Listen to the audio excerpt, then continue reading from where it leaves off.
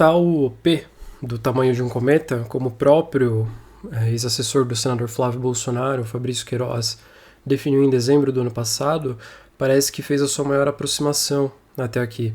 E nesta quinta-feira, dia 18, tudo indica que, quando este atravessar a atmosfera política, os detritos não desaparecerão tão facilmente. Há quem afirme até mesmo que, além desses detritos serem lançados sobre o telhado de vidro de Flávio, os estragos serão grandes dentro do próprio governo Jair Bolsonaro, hoje sem partido. A notícia que tomou conta dos jornais ao longo do dia pegou todos de surpresa. Os mandados de busca e apreensão expedidos pela Justiça do Rio de Janeiro pegaram de surpresa inclusive alguns agentes que não foram alertados pelo delegado Oswaldo Gonçalves, da Polícia Civil de São Paulo, sobre a operação batizada de Anjo. Ou seja, chegamos ao ponto no Brasil em que nem mesmo a polícia confia na própria polícia. O receio, evidentemente, era de que a informação pudesse ser vazada para os interessados, privilegiando um novo desaparecimento do ex-assessor. Agora, a pergunta onde está Queiroz não poderá ser mais feita, como se isso fizesse parte de uma espécie de ditado popular. Queiroz foi achado e já se encontra no presídio Pedrolino Welling de Oliveira, no complexo de Jericinó, em Bangu, zona oeste do Rio de Janeiro. Lá ele passará por um isolamento social de 14 dias em razão da epidemia do novo coronavírus.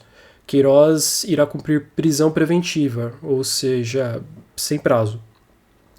Um dos fatos mais importantes dessa prisão, no entanto, não poderia passar batido. Queiroz foi encontrado em um imóvel localizado em Atibaia, no interior de São Paulo.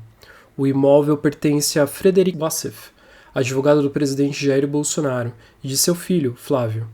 É sabido por todos que o Wassef também mantém uma relação de amizade com o presidente e até mesmo esteve presente na quarta-feira, dia 17, na posse do novo ministro das Comunicações, o Fábio Faria, do PSD.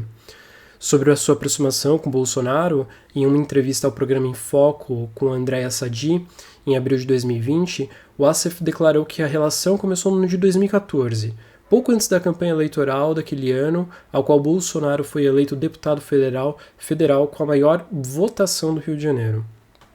Foi no ano de 2014, eu estava me recuperando de um grave problema de saúde no hospital e eu vi um discurso dele, no caso Bolsonaro. Um discurso absolutamente pró-Brasil, pró-vítima, pró-sociedade, pró-família, pró-combate à pobreza, geração de empregos. Aí houve uma identificação imediata e ele tinha coragem de falar pautas polêmicas, afirmou o advogado.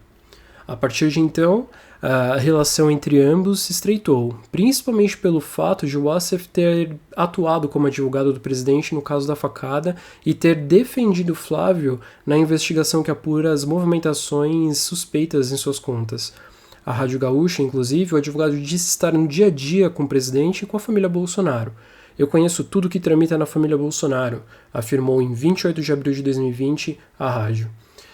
É provável que ele tenha dito isso como se fosse um soldado a desfilar com uma importante medalha. Wassef nunca escondeu a sua bajulação à figura de Bolsonaro, muito menos os seus princípios antidemocráticos e a ideologia voltada mais, digamos, à direita.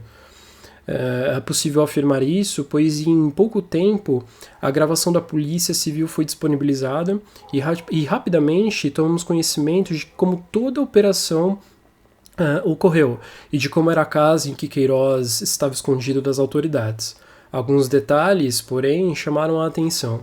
Logo acima da lareira, havia um cartaz com os dizeres AI-5, em alusão ao decreto emitido pela ditadura militar nos anos que seguiram ao golpe de Estado de 1964 no Brasil, e alguns bonecos logo ao lado do cartaz do personagem Tony Montana, brilhantemente interpretado por Al Pacino em Scarface, lançado em nosso país em 1984. Scarface, para aqueles que não assistiram ao filme, é um drama policial dirigido por Brian De Palma e escrito por Oliver Stone. Nele é narrada a história de um refugiado cubano chamado Tony Montana que chega por volta de 1980 a Miami, nos Estados Unidos, com absolutamente nada e rapidamente se torna um dos mais poderosos traficantes de cocaína do país. E sua ambição por poder e dinheiro é um dos temas principais do filme, além de retratar o comportamento violento e o abuso de drogas por parte do protagonista.